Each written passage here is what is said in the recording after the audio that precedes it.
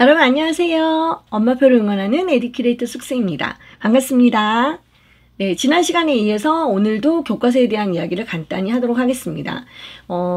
마찬가지로 지난번처럼 교과서 전체의 흐름을 알고 싶으시다. 그 다음에 방학 동안에 내가 교과서 예습 복습을 꼭 해야 되겠다 하고 마음먹으신 분들은 반드시 이 영상을 끝까지 시청해 주시기 바랍니다. 그리고 4, 5, 6학년 과정이라 하더라도 1학년, 2학년, 3학년 거 절대 무시하시면 안 돼요. 필요한 경우에는 그 부분을 돌아가야 되기 때문이죠. 네, 그럼 계속 하도록 하겠습니다. 자, 이제 4학년부터도 마찬가지로 영역 5개 영역 중에서 제가 4가지 영역을 강조해서 말씀드릴 거예요.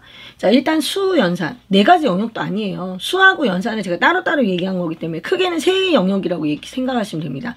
자, 수하고 연산을 따로 말씀드릴 거예요. 수는 드디어 큰 수가 나옵니다. 큰 수가 나오는데 큰 수라고 하는 건 5자릿수 이상을 우리가 얘기합니다. 그래서 만, 10만, 100만, 1000만, 억, 10억, 100억, 1000억, 조, 10조, 100조, 1000조 이 16자릿수까지 한꺼번에 다 같이 배우게 되죠.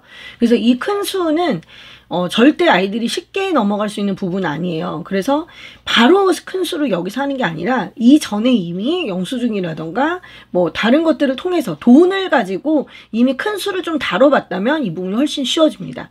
그 다음에 연산 파트로 들어가는데 이제 3자리 곱하기 2자리, 그 다음에 3자리 나누기 2자리, 그 다음에 분수와 소수의 덧셈 뺄셈 부분이 나옵니다.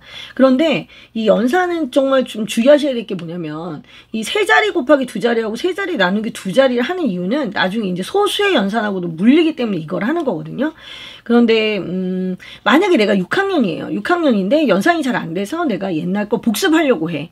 그렇다면 저는 이 부분 패스하라고 말씀드리고 싶어요. 만약에 중학교 이상이라고 하면 굳이 내가 3자리, 2자리, 3자리, 뭐 나누기 2자리 이런 거 가지고 시간 낭비할 필요가 없어요. 어차피 그 이상으로 올라갔을 경우에 이렇게까지 복잡한 계산을 가지고 계속 실갱이할 일이 없습니다. 그러나 현재 4학년이거나 현재 3학년이거나 이런 친구들 같은 경우에는 초등학교를 졸업하는 순간까지는 일단 3자리, 2자리, 3자리 곱하기 2자리, 3자리 나누기 2자리까지는 제대로 해두셔야겠죠. 근데 한 가지 주의하셔야 될 거는 이 부분이 속도가 안 나온다고 해서 이 부분이 정확한 계산이 나오지 않는다고 해서 여기에 너무 목매지 않으셨으면 좋겠어요. 오히려 작은 수의 연산이 훨씬 더 중요합니다. 2자리 안이 훨씬 더 중요해요. 그거를 꼭 말씀드리고 싶어요. 왜냐하면 이 부분 하다 보면 분명히 잘 안 되는 부분이 나오거든요. 그럼 애를 그걸로 잡아요. 그런데 4학년에서는 연산보다 중요한 게 너무 많아요. 여기서 너무 목을 매시면 안 됩니다. 아시겠죠? 무슨 얘기인지. 그래서 한 번에 연산이 잘 돼. 얘가 워낙에 연산이 정확해. 그럼 땡큐고 만약에 이 부분에서 자꾸 오류가 난다. 그러면 10개 중에 8개 정도 맞으면 그냥 넘어가셔야 돼요. 네. 그거 말씀드리고 싶고. 그 다음에 이제 도형에서는 이제 4학년은 정말 전체를 통틀어서 전 학년을 통틀어서 중요한 도형들이 다 총 집합되어 있는 곳이에요. 그래서 4학년 1학기, 2학기를 전체를 다 거쳐서 만약에 내가 전체적으로 도형이 좀 약해. 그러면 반드시 그 부분은 다 짚고 넘어가셔야 되고 또 복습을 하셔도 무방합니다. 그리고 이제 그 도형에서 각도가 나오죠. 이 각도 부분은 사실은 도형이라기보다 측정에 거의 가깝습니다. 내가 3학년 때 배웠던 각이라는 부분하고 그게 그 측정이랑 연결돼서 이제 각도라는 게 같이 이렇게 물리게 되거든요. 그래서 제가 각도를 도형에다 집어넣은 거예요. 원래는 이거 측정 파트예요. 그거를 조금 이제 연결을 어떻게 시켜야 될 것인지를 좀 계속 생각하시기 바라고, 각이라는 거는 선만 하나 그으면 선이 2개만 만나면 생기는 게 각이기 때문에 애들이 굉장히 어려워해요. 이 부분 그래서 그냥 넘어가지 마시고 꼼꼼하게 개념 일일이 다 체크하시면서 넘어가셨으면 좋겠습니다. 그 다음 평면도형의 이동은 원래 3학년 때 했던 건데 이게 이제 4학년으로 넘어온 거죠. 이 평면도형의 이동은 많이 그려보는 수밖에 방법이 없어요. 모는 종이를 이용하든지 아니면 기름 종이를 이용하든지 그 2가지를 주로 많이 활용을 하셔가지고 많이 그려봤으면 좋겠습니다. 물론 도구를 이용해서도 얘를 극복할 수 있죠. 그러나 너무 도구에 의지하는 건 4학년으로서의 태도가 아니거든요. 시작은 도구로 했을지 몰라도 나중에는 가다가 보면 결국엔 그림 그려보고 그림도 그려보지 않고 이미지를 머릿속에 만들어서 이걸 할 수 있어야 돼요. 이게 단계란 말이죠. 단계.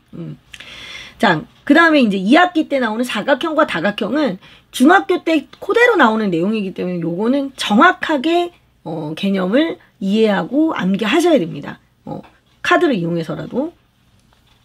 그럼 4학년 같은 경우에는 큰 수, 연산, 그 다음 도형이 있다면 도형을 가장 이제 강조하는 그런 거고, 그 다음 규칙성이 굉장히 중요하게 이제 드디어 제대로 된 규칙성이 나오기 시작합니다. 원래 규칙성 파트는 나중에 함수로 발전하는 파트인데, 함수라는 건 결국에는 어떤 두 양 사이의 관계를 얘기하는 거거든요. 그 두 양 사이의 관계를 얘기하기 위한 어떤 준비 작업. 그게 이제 4학년 규칙 찾기에 나오는 거죠. 이게 되게 중요한 내용이기 때문에 여기 교과서에 나와 있는 내용이 생각보다 쉽지 않아요, 여러분. 익힘책도 마찬가지예요. 그걸 바탕으로 해서 문제집이 나온다는 걸 꼭 명심하시고 한 문제 한 문제를 꼭 반드시 클리어하시기 바랍니다. 자, 5학년 거 말씀드릴게요. 5학년 거는 자, 이제 수에서는 이제 드디어 모든 자연수를 이제 다 배웠다고 생각하는 거죠. 그래서 자연수의 특징을 배웁니다. 그게 뭐냐면 약수, 배수. 그 다음에 약분, 통분. 요게 너무너무 어렵죠? 5학년 1학기에 가장 어려운 단어는 손꼽으라고 하면 아이들은 약분, 통분을 꼽습니다.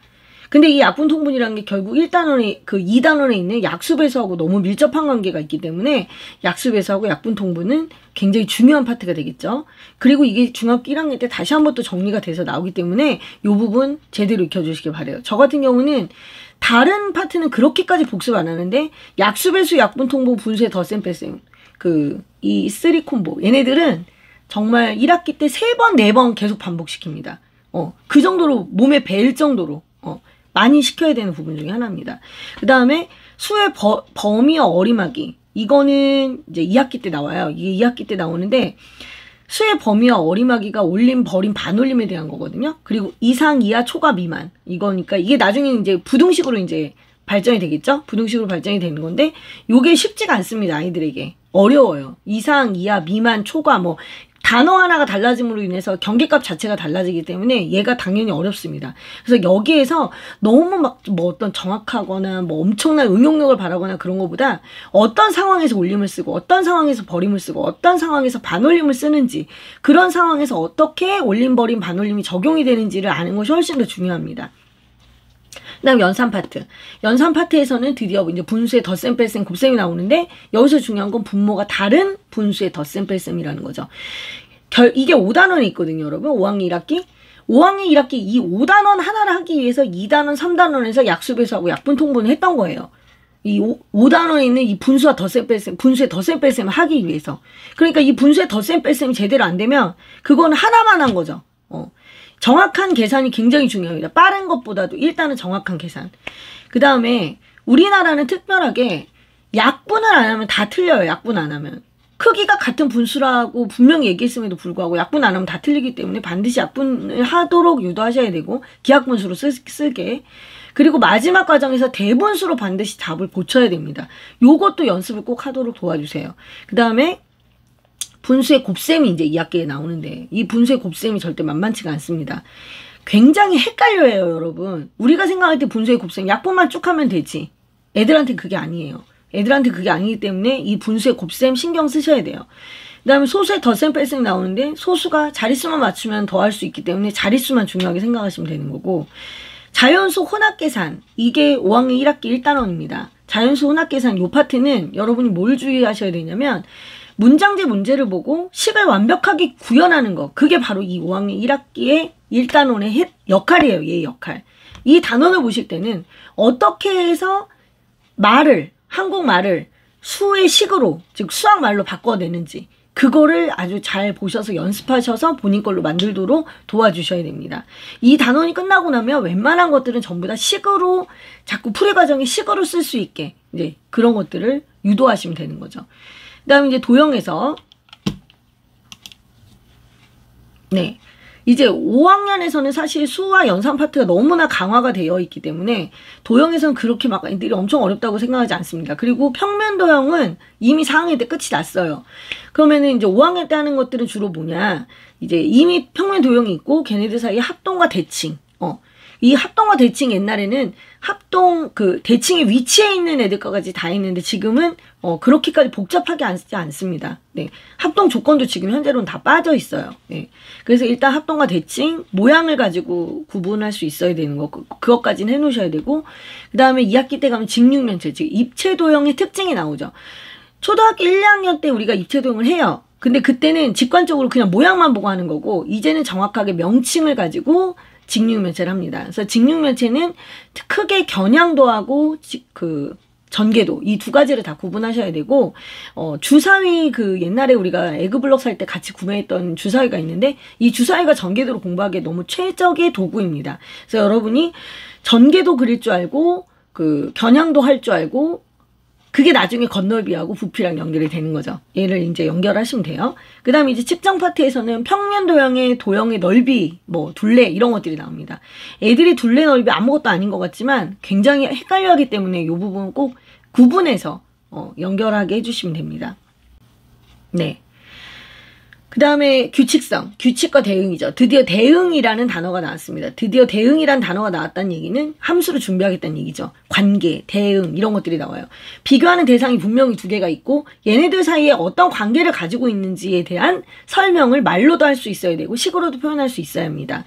그래서 굉장히 어렵다고는 생각하지 않아요. 간단하다고 생각하지만 얘가 나중에 비와 비유라고 연결될 거라고 아이들이 생각을 못하죠. 이 규칙성 파트인데 그래서 이 부분을 그냥 대충 넘어갑니다. 쉬우니까. 그러나 그게 아니라 여기서 나오는 용어, 여기서 나오는 표현, 그리고 얘가 어떤 식으로 대응 관계를 만들어서 표를 만들어내는지 이런 것들을 좀 해서 충분히 연습을 해 두시기 바랍니다. 자, 이제 6학년입니다. 6학년 같은 경우에는 수가 빠져 있어요.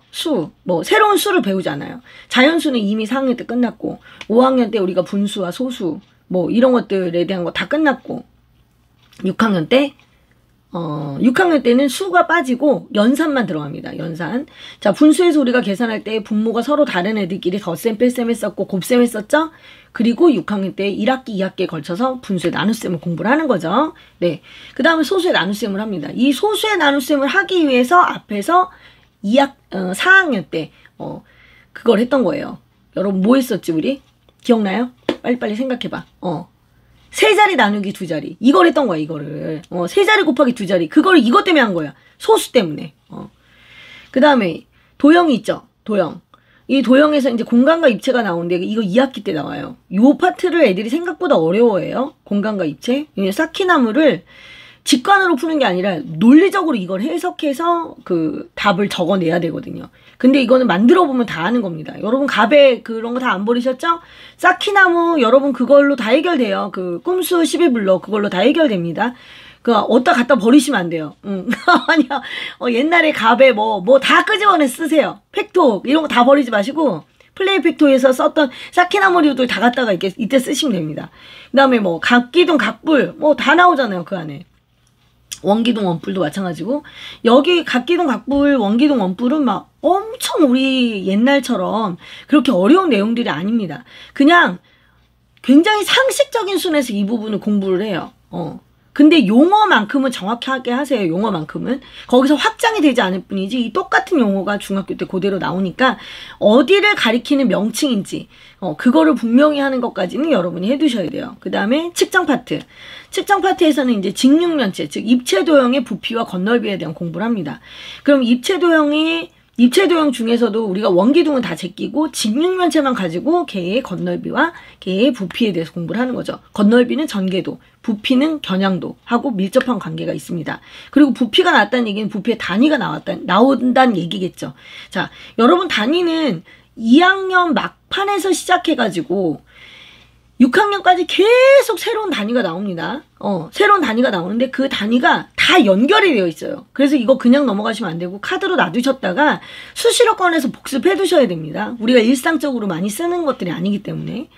그 다음에 원의 넓이. 자, 이 원의 넓이에서 이제 원주율이 문제가 됩니다. 원주율을 어쩔 때는 3.1, 어쩔 때는 3.14, 어쩔 때는 3 이렇게 근사값으로 표현을 합니다. 그럼 3.14가 되면 소수 두 자릿수가 되잖아요. 그때 이제 소수의 덧셈, 뺄셈, 곱셈, 나눗셈이 여기에 다 적용이 되는 거죠.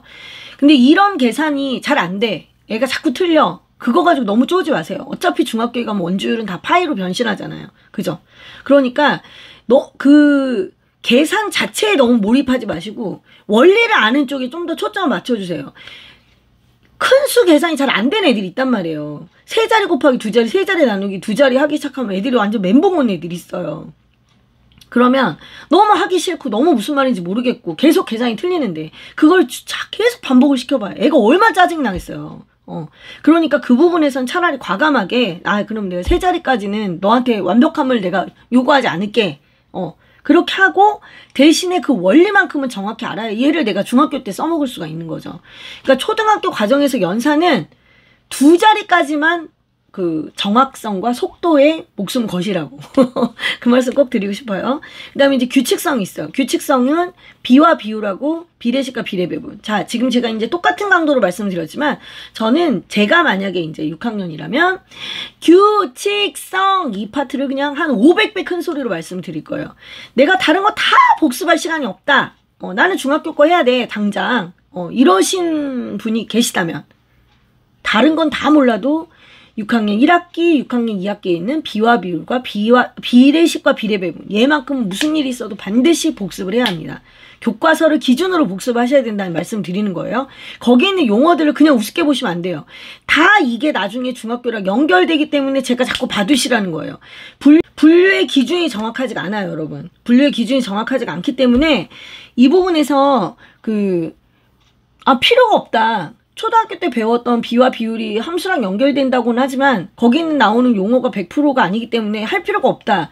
이렇게 말씀하시면은 이건 좀 곤란해요. 그래도 핵심적인 부분은 비와 비율하고 비례식과 비례배분에서 다 다뤄주고 있기 때문에 이 부분 분명하게 이해하고 넘어가셔야 됩니다. 그냥 응용 문제를 바로 푸시면 안 돼요. 여러분 이거 얘네들이 다 나중에 어떻게 연결되냐면 중학교에 나오는 여러분 활용자 들어간 애들 있죠. 뭐 1차 방정식의 활용, 뭐 1차 부등식의 활용, 1차 식. 1차 식에서도 복잡한 1차 식 할 때 얘네들 얘기 다 나오고요. 1차 함수 활용할 때 다 나오고요. 계속 나와요. 계속 이 부분이. 애들 미치고 폴짝 뜁니다, 여러분. 중학교 들어가서 1학기를 수도 없이 많이 반복해야 되는 그 이유가 바로 요 부분에 있단 말이에요. 그래서 요 부분 정확하게 이해하셔서 비와 비율이 어떻게 분수랑도 연결되는지 여러분 이 부분 공부하면서 확실히 체크하고 중학교 거 넘어가셔야 돼요. 중학교 거 하면서도 이 부분은 놓으시면 안 돼. 그래서 내가 만약에 중학생이 돼도 함수가 잘 안 돼. 그러면 이 파트 다시 한번 복습해도 아무 상관없다는 게 아니라 오히려 크게 도움이 되실 거예요. 내가 왜 이걸 몰랐지? 여기서 얘기한 게 이렇게 적용이 되는구나 라는 걸 내 눈으로 확인할 수가 있단 말이죠. 정말 꼭 확인 부탁드리겠습니다. 자, 6학년까지 이제 드디어 교과서에 대한 이야기를 끝냈습니다.